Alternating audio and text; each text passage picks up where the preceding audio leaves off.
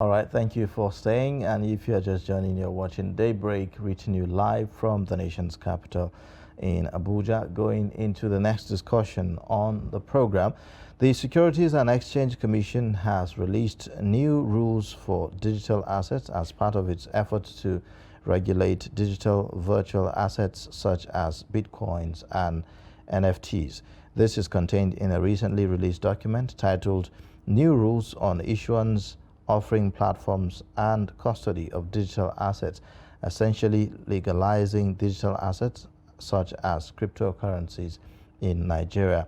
The development is coming more than a year after the Commission issued the classification and treatment of digital assets. According to the regulation, digital asset actors include digital asset offering platforms, digital asset custodians, virtual assets service providers, and digital assets exchange. The rules apply to all platforms that support the trading, exchange, and transfer of virtual assets, all issuers and sponsors of virtual digital assets, including international and non-residential issuers and sponsors, and any operator that aggressively targets Nigerian investors. Although in 2020, the Central Bank of Nigeria directed financial service providers to hold cryptocurrencies transactions, the new SEC regulation mandates the registration of the offering and sale of digital tokens that are considered securities. Now, to talk about this, we have joining us in the studio cryptocurrency expert Japheth Johnson, as well as foreign exchange and business development expert Emmanuel Okwara, to talk about this. Thank you so much for joining us on Daybreak this week. Thank you very much. You're welcome.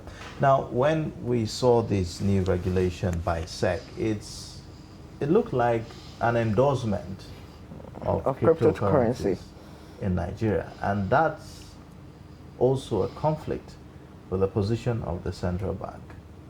What's your take on this?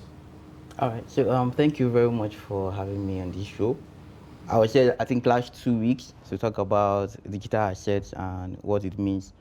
And we're having regulations now coming up. So I think Nigerians were just waking up to the real fact of what's happening with the financial sector. But in everything, I think I'll just pull us back to talk about figures a little bit to understand why we are coming into this. In 2020 to 2021, Nigeria did over $2.4 billion in volume. And only about 500 million was done with the local exchange here in Nigeria. That means over 80% to 90% of those transactions were done with foreign companies. Now, it's really a thing of concern to know that, okay, most of those funds were not actually being taxable because those companies were not registered. Those foreign companies? Was it because of the CBN position? No, even before that, because they have better services, they have stronger platforms, they have well-known presence. So a lot of Nigerians know more about them than the local exchanges. And it's a thing of concern for Nigeria to be number one in the world, but most of these transactions are done with the foreign companies. So you see, it's like you have the fuel, but it's being used by another country outside there. So the ban caused a lot of trouble for the local exchanges, one, but it increased peer-to-peer. So we're having more of Nigerians knowing more about crypto after the ban. It surged over 16%. And as of then, we were doing $9.5 million every week in volume.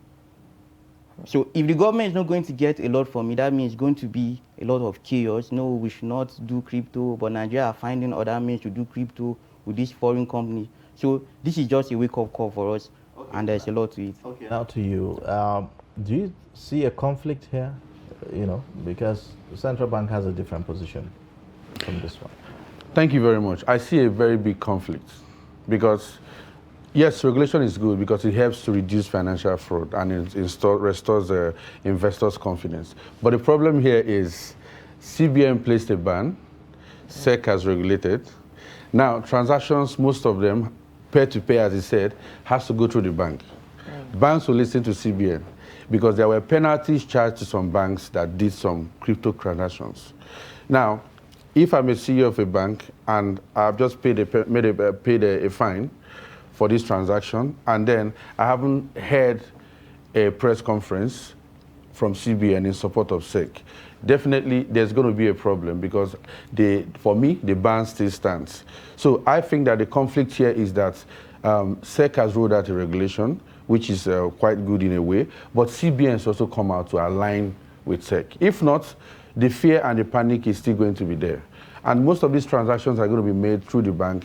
It's still going to be a problem. We're still going to continue with the old ways of peer-to-peer, making it unknown, without even writing, displaying crypto. So that's a problem. Mm-hmm. If there's a regulation, the two parties have to be in agreement. It has to be made public for me. So that's why I think that there's going to be a little conflict, unless that is rectified. All right. Now, in terms of implication of this on the stock market, give us an idea of how this is going to have an impact.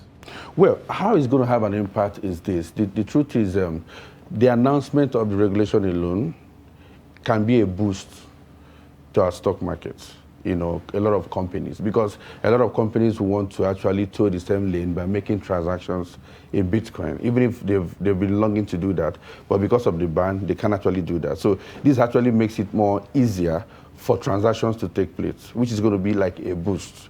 But right now, even if there's a boost in the stock markets, maybe a bullish trend in the stock market, it's not going to trend for a long time because the fear is still there, and fear is not good for the market. What is the fear? The Apex Bank has still not aligned or said anything about it. So yes, the news is going to be a boost in the market, but I can tell you... But in reality... It's not going to last because both parties have not really agreed. What really moves all these markets is news, fundamental analysis, news. Because I remember that the CBN ban, it spoke directly to commercial banks, that they were not to deal in it. So despite this regulation, would the commercial banks are not going to shift, no? They would not, because let's be honest, who would the banks listen to? Is it SEC or CBN? It's CBN. And SEC has made this statement, but they need a statement also from CBN to align with that. If not, if nothing is rolled out to them, nobody wants to actually go in and actually allow these transactions. Okay, there's this report that says that despite the order by the Central Bank of Nigeria to commercial banks, Nigeria is said to account for the largest volume of cryptocurrency transactions outside of the US. This is according to data from Pax4, a Bitcoin marketplace report. Why is that so?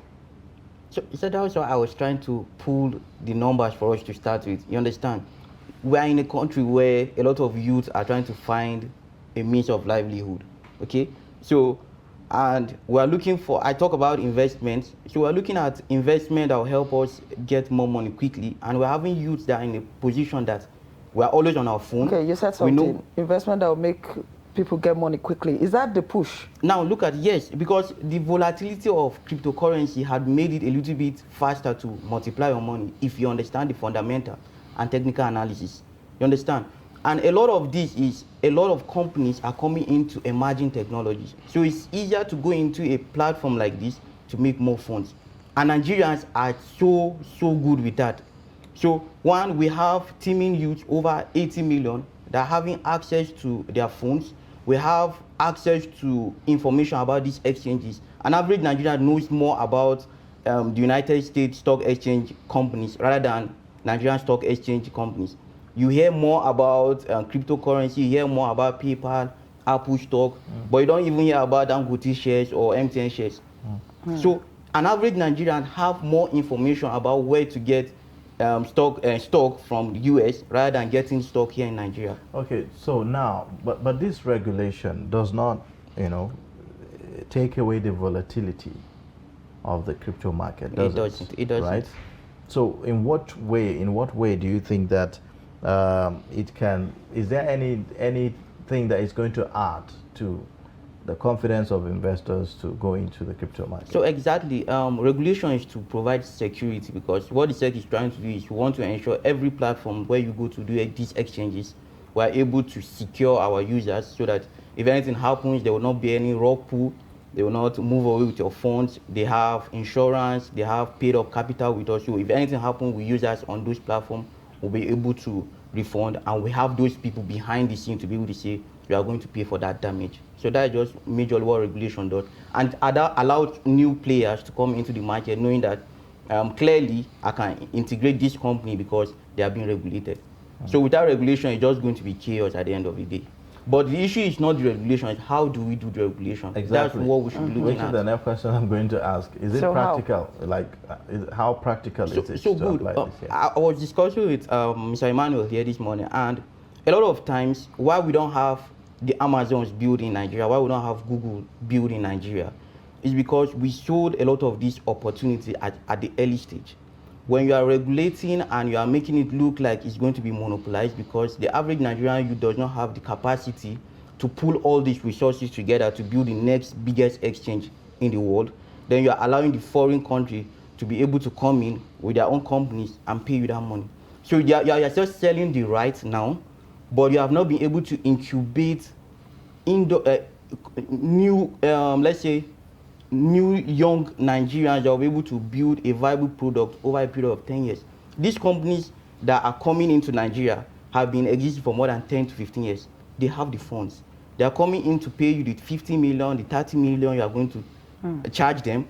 But at the end of the day, remember, you are pulling over 200 million Nigerians to do their transactions. So how could it have been done differently? So that's why I was saying, what do we need to do? Create an agency where you have these startups in Nigeria, have banks come to work with them. We'll be able to study this stuff. Okay, we have 10 crypto companies in Nigeria.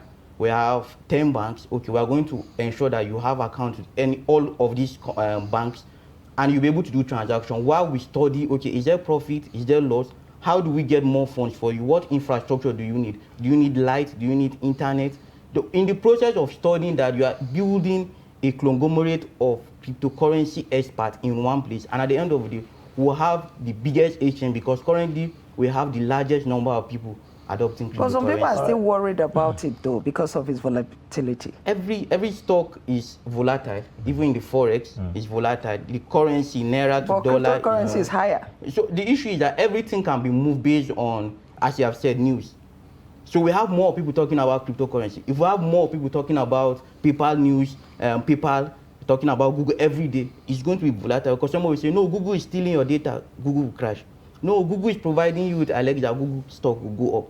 But we have more of experts talking about crypto daily, and that's why we see the volatility. Someone will come with good news and someone will come with the bad news. Okay. That's just it. Okay, now I'm concerned about the implication of this on our forex. You mentioned something about exchange. This morning we are saying that the dollar sold about 600 naira in the parallel market. So what's the implication of this, on our foreign exchange? For me, I don't really see, for now, to be honest, the way the regulation has been done, I don't really see a positive output on this. Because one thing I asked somebody is, was this regulation in favor of who? Nigerians or foreign companies? It's in favor of foreign companies. How so? Yes. If you check the criteria to get the permit, 100,000 naira for the form, 300,000 naira for the application form, 30 million naira for registration. And then you have to do a weekly update to SEC, upload SEC. The people that are doing this crypto peer-to-peer are the youths. Most of them don't even, this is like a job to them. They don't have the financial capacity to do this. Now, if you regulate with these huge terms, you just open the door for foreign companies. Could it be because they want to ensure that only very serious players come into the business? When the serious players come in, I think that the paramount thing for anything that we want to do is for the interest of Nigerians to benefit from it and to reduce unemployment. I think that they would have done this in a way that it will also benefit these young guys that are doing peer-to-peer.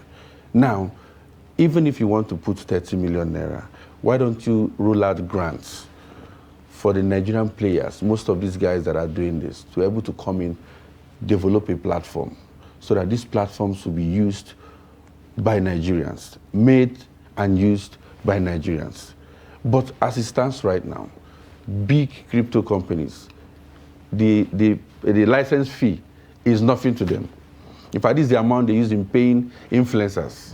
So you actually open the door for them to come in and they will come in, do transactions.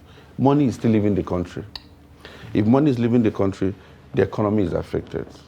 So if you check the foreign exchange market, it won't have any positive impact because we are yet not producing anything. We're not even producing human resources, which we should have produced. So what I think that should have been done is this would have been done in a way to encourage and increase a lot of local platforms being done in Nigerians.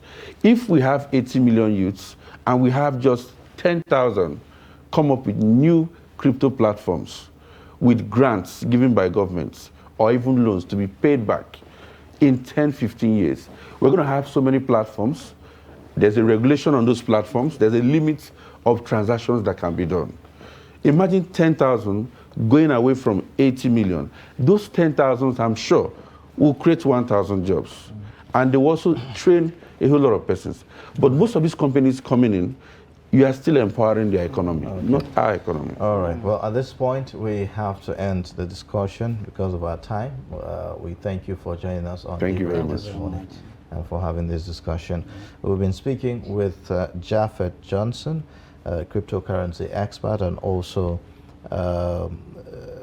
foreign exchange and business development expert, Emmanuel Okwara, talking to us about the new regulation by the Security and Exchange Commission. With that, we've come to the end of the program for today. Do well to join us again tomorrow for another time on the program. In case you've missed for today, you can always catch up on our YouTube channel and also across all social media platforms.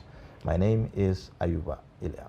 Yeah, thank you once again for spending this part of your morning with us. Do well to join us same time, same station tomorrow. My name is Stella EIG. Bye.